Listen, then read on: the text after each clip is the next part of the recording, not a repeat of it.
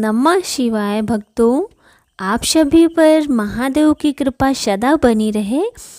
आइए सुनते हैं शिव पुराण कथा का 5वां अध्याय। श्री ब्रह्मा जी कहते हैं, हे देवर्षि नारद, पंचक करके अर्थात उन पांचों का परस्पर सम्मिश्रण करके उनके स्थूल आकाश, वायु, अग्नि, जल और पृथ्वी की सृष्टि की पर्वतों, समुद्रों और वृक्षों आदि को उत्पन्न किया।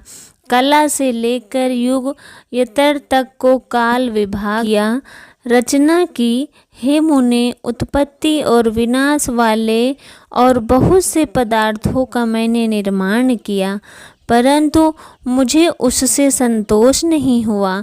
तब शाम शिव का ध्यान करके मैंने साधन परायण पुरुषों की सृष्टि की। अपने दोनों नेत्रों से मारीचि को हृदय से, भृगु को सिर से, अंगिरा को व्यानि वायु से, मुनिश्रेष्ठ पुलस्त को उदान से, वायु से पुलस को, समान वायु से वशिष्ठ को, अपान वायु से क्रतु को दोनों कानों से, अत्रि प्राणों से दक्ष को, गोद से तुमको अर्थात देवर्षि नारद को, छाया से कर्मद मुनि को तथा संकल्प से समस्त साधनों के साधन धर्म को उत्पन्न किया।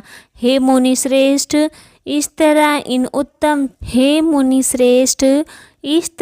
उन उत्तम साधनों की सृष्टि करके महादेव जी की कृपा से मैंने आपको कृतार्थ माना। हे मुनि श्रेष्ठ, इस तरह इन उत्तम साधकों की सृष्टि करके महादेव जी की कृपा से मैंने अपने आप को कृतार्थ माना।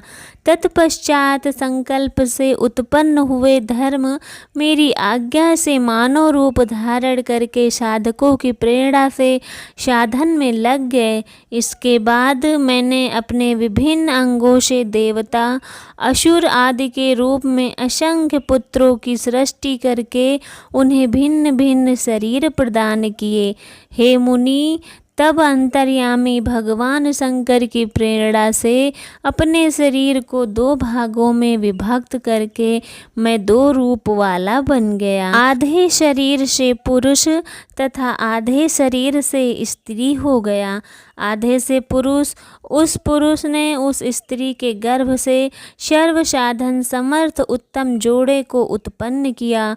उस जोड़े में जो पुरुष था वही स्वयंभू मनु के नाम से प्रसिद्ध हुआ। स्वयंभू मनु उच्च कोटि के साधक हुए और जो स्त्री हुई वो शतरूपा कहलाई।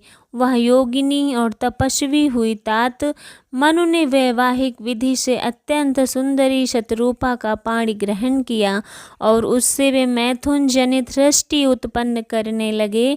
उन्होंने शतरूपा से प्रियव्रत और उत्तानपाद नाम के 2 पुत्र और 3 कन्याएं उत्पन्न की। कन्याओं के नाम थे आदि, देवहूति और प्रसूति। मनु ने अकुति का विवाह प्रजापति रुचि के साथ किया। मंझली पुत्री देवहूति करदम को ब्याह दी और उत्तानपाद की सबसे छोटी बहन प्रसूति प्रजापति दक्ष को दे दी। उनकी संतान परंपराओं से समस्त चराचर जगत व्याप्त है। रुचि से आकृति के गर्भ से यज्ञ और दक्षिणा नामक स्त्री पुरुष का जोड़ा उत्पन्न हुआ। यज्ञ की दक्षिणा से 12 पुत्र हुए। हे मुने, करदम द्वारा देवहूति के गर्भ से बहुत सी पुत्रियां उत्पन्न हुई। दक्ष के प्रसूति से 24 कन्याएं उत्पन्न हुई। उनमें से श्रद्धा आदि 13 कन्याओं का विवाह दक्ष ने धर्म के साथ कर दिया। मुनीश्वर, धर्म की उन पत्नियों के नाम भी सुन लो। श्रद्धा, लक्ष्मी, धृति, तुष्टि, पुष्टि, मेधा, क्रिया, बुद्धि, लज्जा, वसु, शांति, सिद्धि और कीर्ति, ये सब 13 हैं। इनमें से जो सबसे छोटी जो है शेष 11 सुलोचनाएं कन्याएं थी। उनके नाम भी इस प्रकार हैं: ख्याति, शति, संभूति, स्मृति, प्रीति, क्षमा, सन्नति, अनुसुईया, ऊर्जा, स्वाहा तथा स्वधा। भृगु, शिव, मारीच, अंगिरा, मुनि, पुलस्त, पुलह, पुनि, श्रेष्ठ, कृति, अत्रि, वशिष्ठ, अग्नि और पितरों ने क्रमशः इन ख्याति आदि कन्याओं का पाणी ग्रहण किया। भृगु आदि मुनि श्रेष्ठ साधक हैं। इसकी संतानों से चराचर प्राणी सहित सारी त्रिलोकी भारी हुई। इस प्रकार अंबिका पति महादेव जी की आज्ञा से अपने पूर्व कर्मों के अनुसार वो बहुत से प्राणी असंख्य श्रेष्ठ द्विज के रूप में उत्पन्न हुए। कल्प भेद से दक्ष के 60 कन्याएं बताई गई हैं। उनमें से 10 कन्याओं का विवाह उन्होंने धर्म के साथ किया।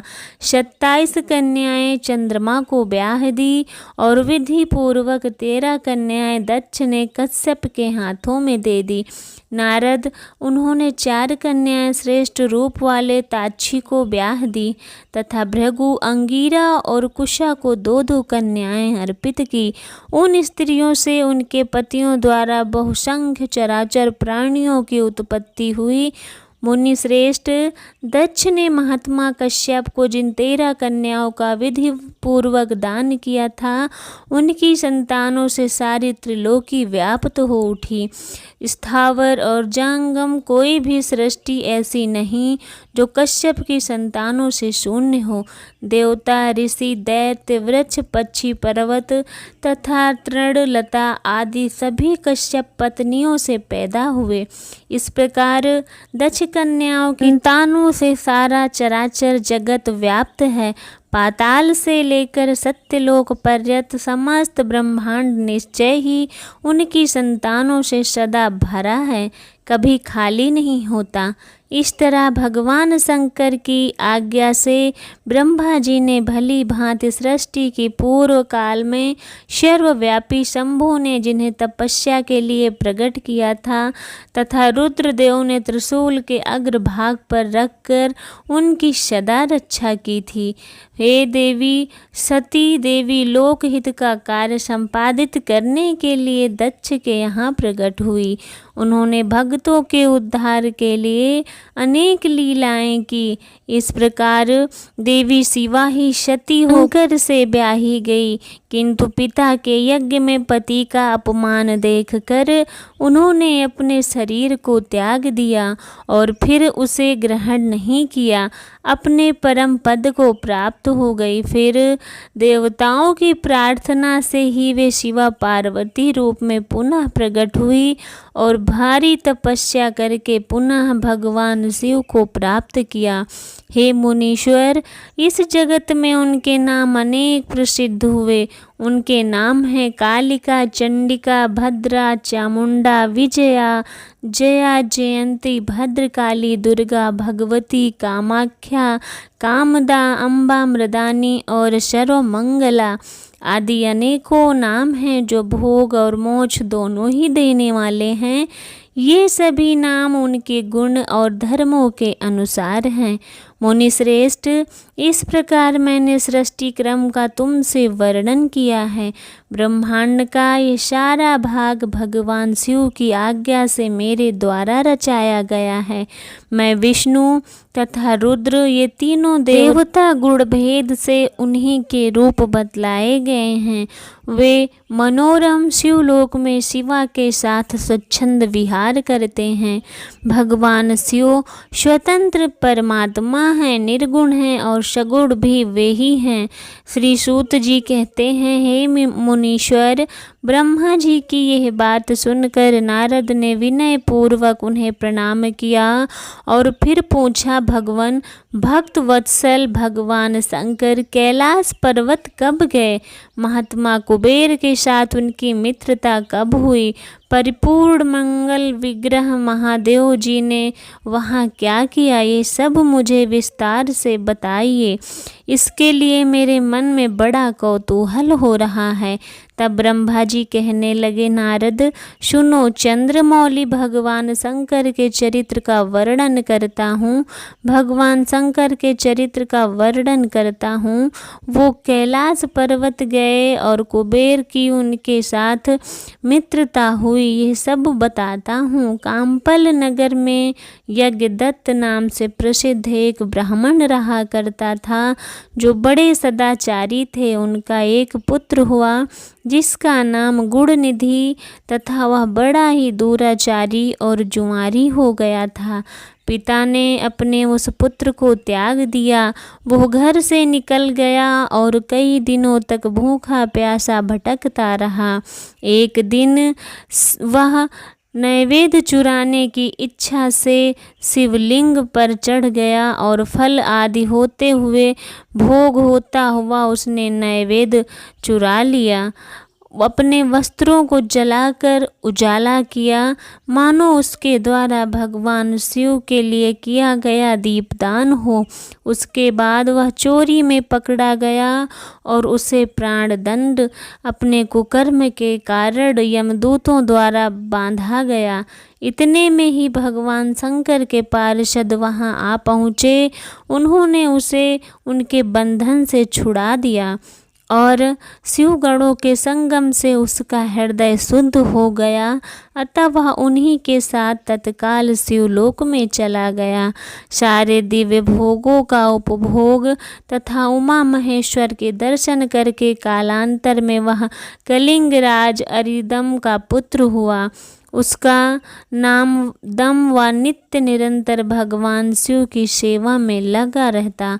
बालक होने पर भी वह दूसरे बालकों के साथ शिव जी का भजन किया करता। क्रमशः युवा अवस्था को प्राप्त हुआ। फिर पिता के परलोक गमन के बाद राजा सिंहासन पर बैठा। राजा दम बड़ी प्रसन्नता के साथ सबको शिव धर्मों का प्रचार करने लगा। भूपाल दम का दमन करना दूसरों के लिए सर्वत कठिन था। ब्राह्मण समस्त शिवालयों में दीपदान करने के अलावा वे दूसरे किसी धर्म को नहीं जानते। उन्होंने अपने राज्य में रहने वाले सभी ग्राम अध्यक्षों को बुलाकर ये आज्ञा दी कि शिव मंदिर में दीपदान करना सभी के लिए अनिवार्य होगा। जिस ग्राम अध्यक्ष के गांव के पास जितने भी शिवालय अर्थात शिव जी के मंदिर हों, वहां पर बिना कोई विचार किए सदा ही दीपदान किए जाएं। आजीवन इस धर्म का पालन किया जाए। पालन ना करने पर उन्हें बड़ी सजा दी जाएगी। दम ने बहुत बड़ी धर्म संपत्ति का संचय कर लिया। फिर वो काल धर्म के अधीन हो गए। दीपदान की वासना से युक्त होने के कारण उन्होंने शिवालय में बहुत से दीप जलाए और उसके फलस्वरूप जन्म जन्मांतर में वे रत्नम दीपों की प्रभा से आश्रित होकर अलकापुरी के स्वामी हुए। इस प्रकार भगवान शिव के लिए किया हुआ थोड़ा से भी पूजन या आराधना समय आने पर महान फल देता है। ऐसा जानकर उत्तम सुख की इच्छा रखने वाले लोगों को शिव जी का भजन अवश्य करना चाहिए तथा धर्मों में ही रचा बसा वह दीक्षित का पुत्र जो सदा सब प्रकार के धर्मों में ही रचा बसा रहता, दयोग से शिवालय में धन चुराने के लिए गया और उसने स्वार्थवश अपने कपड़े को दीपक की बत्ती बनाकर उसके प्रकाश से शिवलिंग के ऊपर का अंधेरा दूर किया। इस सत्कर्म के फल स्वरूप कलिंग देश का राजा हुआ। धर्म में उसका अनुराग हो गया। वहाँ शिवलिंग पर चढ़ाया गया नैवेद्य चुराना चाहता था। कहाँ उसने किए गए इस दीपदान का इतना बड़ा पुण्य प्राप्त हो गया कि फिर इस सत्कर्म के फल स्वरूप वह कलिंग देश का राजा हुआ और धर्म में उसका अनुराग हो गया। दीप की वासना का उदय होने से शिवालय में दीप जलवाकर उसने यह दिग्पाल का पद प्राप्त कर लिया। मुनीश्वर देखो तो सही, कहाँ उसका कर्म और कहाँ दिग्पाल की पदवी, जिसका यह मानव धर्म प्राणी इस समय वहाँ उपभोग कर रहा है। तात, ये तो उसके ऊपर शिव जी की संतुष्ट होने की कृपा है। अब एक चित्र होकर यह भी सुनो कि किस प्रकार सदा के लिए उसने भगवान शिव के साथ मित्रता हो गई। नारद, पहले के पादम कल की बात है। मुझ ब्रह्मा के मानस पुत्र पुलस से विश्रवा का जन्म हुआ और विश्रवा के पुत्र कुबेर हुए।